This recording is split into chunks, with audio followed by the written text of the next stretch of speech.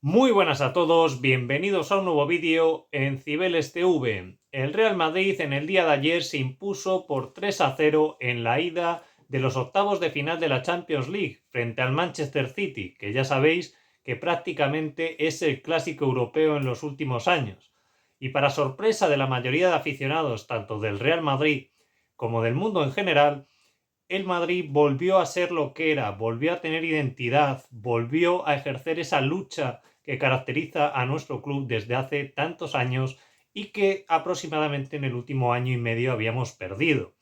Esto es una gran noticia, más allá de los planteamientos tácticos, ver un equipo que funciona como bloque, unido, en conjunto, ya me parece algo bastante positivo que espero que siga repitiéndose en el tiempo, porque esto es la base de todo equipo, ser un equipo, no ser un conjunto de individualidades. Y eso es precisamente lo que vimos en el día de ayer. Así que, sin más dilación, vamos a analizar un poquito cómo jugó el Real Madrid, cuáles fueron las claves del partido y si el señor Álvaro Arbeloa va a seguir por esta tendencia en los próximos encuentros. Pues muy bien, en la alineación hubo alguna sorpresa, pero no demasiadas. La verdad es que en la tertulia que estamos hablando de la previa teníamos la duda de si iba a jugar Hausen o iba a ser Asensio el elegido. Por otro lado, todos estábamos hablando de que seguramente se podría optar a poblar más el centro del campo para tener un poquito más de balón frente a este City, que habitualmente son ellos quienes manejan el partido, quienes tienen el dominio del balón durante casi todo el encuentro, pero en el partido de ayer para nada fue así. Y eso fue una de las sorpresas del encuentro. Vamos a empezar por la alineación en la que estuvieron Thibaut Courtois en la portería, como siempre, para variar, lateral derecho para Trent, pareja de centrales Rüdiger y el señor Dinghausen, y de lateral izquierdo Ferland Mendy, el bueno del francés, que al final terminó lesionado y ya os digo que parece que va a ser un poquito más grave de lo que se intuía, así que muy posiblemente, diría incluso al 100%, no estará en la vuelta frente al Manchester City. En el centro del campo, aquí apareció alguna sorpresa. Muchos apostaban por Camavinga, pero aquí he dado un punto a favor al señor Álvaro Arbeloa, que optó por Thiago Pitarch, la perla del Castilla, y además en una posición más centrada, que esto es lo que yo quería ver. Porque es cierto que Pitarch, debido al posicionamiento de Manuel Ángel en el Castilla, suele tender a estar también en la zona izquierda, y los partidos que lo habíamos visto con el Real Madrid en el primer equipo hacía un poquito lo mismo. Entonces no terminaba de ser el acompañamiento puro de Tchouaméni en una especie de doble pivote. En el partido de ayer sí que lo vimos, sobre todo en la salida de balón, y esa fue una de las claves del partido. Si seguimos con el centro del campo, aparte de esta doble pareja de Tchouaméni con Thiago Pitarch, también aparecen Arda Güler desplazado a la izquierda en ese rol que estaba cumpliendo un poco Camavinga, y en la derecha Federico Valverde, otra de las claves del partido junto a Thiago Pitarch, al menos bajo mi punto de vista. Partido excelso del uruguayo, ya no solo por los 3 goles, que no son goles de centrocampista, son goles de delantero, pero lo más llamativo de Valverde fue el esfuerzo físico, que bien es cierto que esto lo vemos en casi todos los partidos, pero es que en el partido de ayer todavía fue más notorio. El sacrificio del uruguayo fue formidable y gracias a él, sobre todo en los 20-30 primeros minutos del partido, logramos aplacar alguna contra muy peligrosa, sobre todo desde la banda izquierda por parte de Doku, que es un auténtico demonio. ¿Qué fuelle tiene este tío? En ciertas cosas me recuerda al bueno de Vini, salvando las distancias, obviamente. Vini es un top y Doku todavía no ha llegado a despuntar del todo, pero tiene un regate, una arrancada que la verdad es que me maravilló. Me gustó mucho el papel de Doku en el Manchester City y me pareció el mejor sin ningún tipo de duda. Después, más en el ataque, un Vinicius más suelto y un Brahim como acompañante, pero que bueno, de vez en cuando se retrasaba al centro del campo para generar un poco de superioridad y que también me parece que hizo un gran partido. Así que quitando la alineación, quitando estas variantes en este nuevo encuentro, también debido en parte a las lesiones y debido en parte a una decisión que al final resultó bastante acertada. Como os he mencionado antes, justo hubo tertulia en la previa y estábamos hablando, cuando vimos la alineación de el bono de Arbeloa, ¿no?, de que el Madrid iba a tender a tener el balón, algo muy extraño, porque durante esta temporada hemos visto que cuando intentamos crear fútbol y dominar el encuentro, pues no podíamos, pero ni siquiera contra equipos como el Rayo Vallecano, por ejemplo. Pues sorpresivamente el Real Madrid optó por plagar más el centro del campo, y esto a mí me parece una gran decisión. Lo dije antes del partido, ¿por qué? Pues porque veía que esa es una zona que el Real Madrid no estaba explotando muy bien. Al final teníamos 2 o 3 jugadores descolgados en ataque en cada partido y así era imposible. Ayer nos encontramos un bloque mucho más unido. ¿Y después qué pasó? Que sacó la alineación Pep Guardiola. Y nada más ver la alineación dije, ojo, cuidado, porque el planteamiento del City no va a ser tener el balón, va a ser salir a la contra e intentar explotar por las bandas. ¿Y quién hizo eso? Pues el señor Doku, que estaba volviendo loco a Trent. Pero es que ahí Valverde, en sus ayudas, fue decisivo. Bien es cierto que hubo ciertos pases en el último tercio muy peligrosos y que si hubiese aparecido Haaland o otro jugador hubiesen sido gol. Pero como no fue así, pues poco que decir, ¿no? Muy buena labor de Valverde apoyando a Trent Alexander-Arnold, que yo sé que a mucha gente no le gusta. Es un perfil de lateral muy concreto y muy determinado y yo entiendo que la labor defensiva pues no es su virtud. Y para eso está Valverde. ¿Qué más cosas podemos destacar, además de esta unión de grupo, de este bloque compacto y de ver un equipo otra vez? Pues yo creo, como os mencionaba, que una de las claves fue Thiago Pitarch. ¿Por qué? Porque en fase defensiva, incluso en la salida de balón, Thiago Pitarch se incorporaba, descendía en el campo y daba apoyo a Courtois.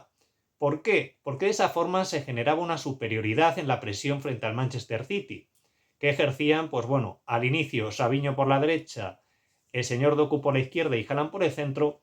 Después hubo ciertos cambios y esa presión la ejercieron otros, pero al ir tanto el señor Rudiger como el señor Dinghausen con el apoyo de Tchouaméni, que era un 3 para 3, ahí desplazando un poquito a Thiago Pitarch en ese apoyo generabas un 4 para 3 y ahí rompías la línea de presión del Manchester City y quedaba un hueco totalmente vacío a sus espaldas. Y ahí el Madrid lo aprovechó extraordinariamente bien. También quiero mencionar en cuanto a datos, en cuanto a estadística, que el Madrid ganó la mayoría de duelos y la verdad que tuvo un porcentaje mucho más exitoso que el del Manchester City, tanto en duelos aéreos como en duelos por el suelo. Otra mención especial que quería hacer, aparte del bono de Thiago Pitarch y de Valverde, es a Thibaut Courtois. Lo de este portero yo creo que no lo ponemos en el valor que tiene. Es que es extraordinariamente bueno. A veces tiene mucho trabajo y para muchas paradas y es todavía más espectacular, pero lo más asombroso de Thibaut Courtois, en esa, por ejemplo, parada en minuto 75, en un error de Thiago Pitarch, que me alegro de que no haya sido gol, que no haya habido un exceso de presión en el chico porque había hecho un partidazo absoluto y hubiese sido una pena que hubiese terminado así. Pero ahí apareció el belga sacando una pierna prodigiosa y la verdad es que a mí cada día me maravilla más, tanto en actitud como en el juego. Es espectacular este portero y la verdad es que tenemos que dar muchas gracias de que esté en nuestro equipo porque a su altura muy pocos hay, por no decir ninguno. Ya no en la portería, hablo en general. El nivel de Courtois es excelso. También podemos hablar del resto de los futbolistas quitando a los 3 que he mencionado, Thibaut Courtois, el señor Thiago Pitarch y Federico Valverde. Si hablamos, por ejemplo, de Trent, pues bueno, quizás no tuvo el mejor partido. La verdad es que esa banda fue muy atacada por Doku y tuvo una presión constante durante todo el partido. Así que poco hay que decir de ahí. La verdad es que tuvo un partido muy complicado y, oye, más o menos supo defenderse como pudo, obviamente con las ayudas de sus compañeros. Después, la zaga de centrales, tanto Rudiger como Dinghausen, yo creo que estuvieron bastante acertados. Y esto me parece muy positivo, sobre todo por la parte de Hausen, el cual ha sido muy criticado y yo lo entiendo. Ha sido uno de los futbolistas que menos acertado ha estado en esta temporada. Pero como siempre digo, hay que recordar la edad que tiene y los acompañamientos que tiene. Porque no es lo mismo tener a Rudiger a la derecha y a Mendy a la izquierda que tener a Álvaro Carreras y al señor Raúl Asencio. Así que yo creo que Dean, al tener esa protección extra, estuvo mucho más tranquilo, no hizo errores no forzados y la verdad es que me parece muy positivo respecto a su confianza y respecto al apoyo de la afición. Por otro lado, lo acabo de nombrar, Ferland Mendy. A mí es que personalmente es un futbolista que siempre me ha enamorado. Yo entiendo que ofensivamente ofrece poco, pero es un auténtico muro. 0 veces regateado en el partido frente al Manchester City y 0 veces regateado en el partido frente al Celta. Si es que el equipo ya no va por allí, ya no quiere saber nada de Mendy, directamente se va a la banda izquierda a ver si consiguen hacer algo, porque por la derecha, imposible. Una pena su lesión, esto habría que analizarlo porque este chico no es capaz de jugar 2 partidos seguidos, me parece muy preocupante y es una pena porque la verdad es que Mendy bien es top en la defensa y nos aportaría mucho. Una pena lo de francés y espero de verdad que consiga recuperarse de una santa vez y tener algo de continuidad, porque es que nos puede ofrecer muchas cosas en determinados partidos. Por otro lado, Aurelien Tchouaméni, ¿qué decir de él? Pues bueno, pasó un poquito más desapercibido. ¿Por qué? Porque Real Madrid también tuvo más el balón. Y la función del señor Tchouaméni ya sabemos cuál es. Entonces fue un partido en el que no termina de destacar, pero que siempre está bien colocado, siempre está bien posicionado. Y yo creo que tampoco hay que echarle nada en cara. Partido correcto del francés, uno más, porque lleva una temporada donde ha dado un paso al frente y la verdad es que me está gustando mucho Tchouaméni este año. Acompañándole Thiago Pitars, no lo vuelvo a mencionar, ya he explicado lo que opino de su partidazo, increíble con 18 años, que no hay que olvidarse de la edad que tiene. Muchísima movilidad, obviamente tiene muchas cosas que pulir, no quiero que la gente se venga muy arriba con él, porque creamos falsas expectativas que van en contra al final de su crecimiento, y yo creo que es mejor ser sosegado, sin negar la realidad, y es que este chico ha tumbado la puerta abajo y merece estar en el primer equipo. Ya no hablo de titular, pero bueno, aunque sea de suplente, teniendo minutos de forma habitual, no de forma esporádica, no. Yo creo que este chico es muy explotable. Y ya os digo, su posicionamiento más centrado me parece que es lo que Real Madrid necesita, más que ese desplazamiento a la izquierda, donde creo que resta mucho a lo que puede ofrecer. Después, también lo he nombrado antes, por la derecha, Fede Valverde. Sin comentarios. Un 10 para el uruguayo. Increíble. Qué increíble partido y qué surrealista. ¿Quién hubiese dicho esto, no? Pues bueno, y por la izquierda, mi turco, mi querido niño turco. Pues bueno, bastante desapercibido Güler respecto a algún otro nombre. Es cierto que hizo otra función y lo que digo siempre es que Güler casi nunca juega en su posición. Ahora lo desplazan a la izquierda, que todavía es peor que desplazarlo hacia la derecha. Entonces la cosa se complica bastante. Veremos qué pasa con Arda en los próximos partidos, si al final se apuesta por Camavinga y él acaba siendo suplente, o cómo va a lidiar Álvaro Arbeloa con esto. Me gustaría saberlo porque sus características son totalmente distintas a las de Camavinga. Así que será algo para ver en los próximos partidos. Después, Brahim y Vinicius. Pues bueno, decir que Brahim me gustó mucho. Yo es un jugador que siempre me ha gustado, a veces es un poco irregular y sale un poco desganado, parece, pero ayer estuvo muy acertado, muy asociativo y yo creo que también fue uno de los elementos fundamentales para el Real Madrid, para su centro del campo y para sus asociaciones en el último tercio. Muy interesante el papel de Brahim en el partido de ayer. Respecto a Vinicius, pues yo he de decir que Vinicius casi me pareció el peor de todos. Fijaos, bien es cierto que parece que su papel no era el que suele ser a priori en la mayoría de partidos. Ese desborde, ese encarar constante, estuvo mucho más pausado y bueno, pasó un poco más desapercibido. Es normal. Pero si Vini pasa más desapercibido para crear un grupo más compacto, más unido y ejercer una presión mejor, yo lo firmo, sea Vinicius, sea Mbappé o sea quien sea. Lo importante, ganar, lo importante, ser un equipo. Y yo creo que ayer lo conseguimos. ¿Qué es lo más criticable de Vini en el partido de ayer? Pues seguramente el penalti. Pero esto también es una cuestión personal mía.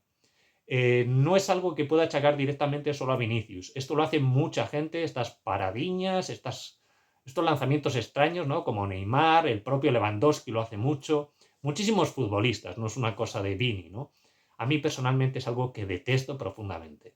Yo soy de estos antiguos a los que les gusta el zambombazo en los penaltis y que rompa la red, ¿no? Pero bueno, ya sabemos que desde hace muchísimos años está muy de moda esto de engañar al portero, tirarla más despacito. A mí no me convence, pero ¿qué queréis que os diga? Es algo bastante habitual Para mí, Vinicius nunca ha sido un gran lanzador de penaltis, es decir, creo que todos lo sabemos y todos lo hemos visto. Y al igual que digo esto, si el segundo lanzador después de Mbappé es Vinicius, pues quien lo tiene que tirar es Vinicius. Esto es incontestable. Además que también se lo ofreció a Valverde y Valverde dijo, no, tíralo tú, ¿no? Pero quitando eso, poco más que decir, la verdad. Yo creo que no es día para entrar en excesivas críticas y menos por algo así. Bien es cierto que puede ser un error que cueste en la vuelta y nos acordemos de él. Pero oye, son cosas que pasan, todo el mundo puede fallar un penalti y yo creo que lo más criticable es la forma en la que lo lanzó, ¿no? Pero bueno, que si lo hubiese metido nadie estaría diciendo nada, también es cierto. Cosas de la suerte, si Donnarumma se hubiese vencido al otro lado, pues hubiese sido gol. Pero nada, aquí solo remarcar eso, que a mí personalmente me gustan los penaltis fuertes. Un ejemplo de ello, Cristiano Ronaldo. Me parecía extraordinario. Y otro que me gusta es Valverde. Pero bueno, ya sabemos que Valverde en muchos partidos, en muchas tandas decisivas, ha renunciado a tirar el penalti. Y en los penaltis muchas veces influye más la cabeza que los pies, que el golpeo y que cualquier cosa. Así que jugadores con plena confianza, Vini la tenía, lo ha fallado en esta ocasión, no pasa nada. No nos cebemos con eso, que creo que no vale la pena y menos después de este partido. Así que en general, ¿qué conclusiones podemos sacar? Pues bueno, creo que es una victoria que ha animado mucho al madridismo. Y esto emocionalmente puede ser un impulso muy grande y que en 7 días conoceremos si se puede instaurar a lo largo del tiempo o no. Yo no soy de los que afirman que hemos eliminado al City y todo esto. Yo tengo respeto al partido de vuelta. ¿Por qué? Pues porque si por un casual el City te mete un gol rápido, la eliminatoria se va a abrir completamente. Esto es cierto, son 3 goles de ventaja, pero hay que ir con pies de plomo. Esto me parece fundamental. Pero quitando esto, me parece uno de los mejores partidos del Real Madrid en el último año, sin ninguna duda. Si nos quedamos con esta temporada, quitando el partido frente al Barcelona, os diría que me pareció que estuvo bastante bien ejecutado. Sí que es verdad que ahí reducimos 2 marchas y no quisimos hacer sangre, un error, pero bueno, también es cierto que nos llevamos el partido y era lo importante. En este partido estuvimos pues igual de bien o incluso mejor, la verdad. Así que junto a ese partido me parece uno de los mejores partidos disputados por el Real Madrid en esta temporada y digo más, en el último año. Eso por un lado, por otro lado, la unión, ver un grupo.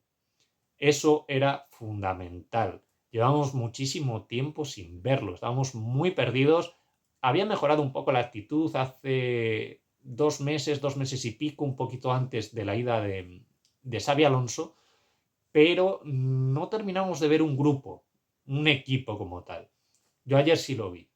Todos a una, esfuerzo, sacrificio, ver a Thiago Pitats cuando falle y casi nos mete en gol y ver el ánimo de Rüdiger, el ánimo de Dean, que llega a Trent y también lo anima.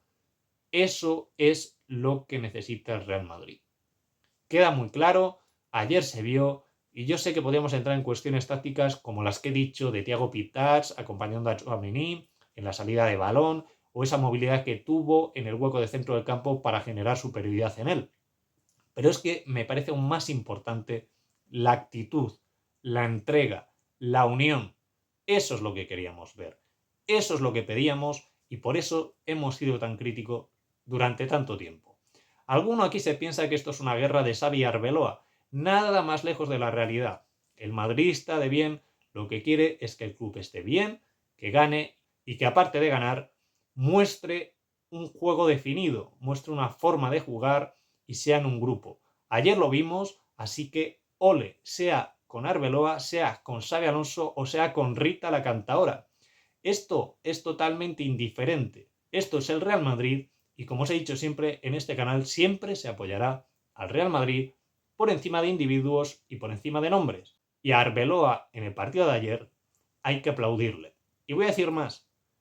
He sido muy crítico con él respecto a las ruedas de prensa porque creo que a veces, bueno, tiene unas palabras, unas frases bastante fuera de lugar, un poco tribuneras, como se suele decir, pero la rueda de prensa de ayer me pareció bastante correcta. Creo que tomó la actitud que debía tomar, fue muy tranquilo, respondió bastante bien, sin tonterías, sin hablar de Juanito, de la remontada, del no sé qué y del no sé cuántos. No. ¿Y por qué no hizo falta hablar de eso? Porque se vio en el campo lo que hay. Y cuando se habla en el campo, no hace falta hablar en la rueda de prensa. Así que por mi parte, chapó al Real Madrid ayer. Eso sí, yo voy a seguir con pies de plomo viendo qué pasa porque ya he vivido esta situación a lo largo de esta temporada y quiero ver qué ocurre en los próximos partidos. Ahora bien, si el Real Madrid sigue creciendo así, sigue teniendo una idea clara y desarrollándola, oye, quizás todo mejora, quizás vuelven las buenas sensaciones y quizás el Real Madrid pueda aspirar a más de lo que la gente se piensa. Veremos si es así, veremos si no, pero en el día de hoy, positivismo, hoy toca hablar bien del grupo, hoy toca hablar bien de Arbeloa y hoy toca ver a Pep Guardiola irse cabizbajo del Santiago Bernabéu una vez más. Así que desde aquí me alegro mucho. No me quiero alargar mucho más, ha sido un análisis pues así un poquito por encima, distendido como suelo hacer, sin guiones, hablando como fluya, y esta ha sido mi opinión respecto al partidazo Real Madrid 3, Manchester City de la ida de los octavos de final de la Champions League 2025-2026. Así que, como suelo decir siempre, aquí dejo el vídeo y a la Madrid y nada más.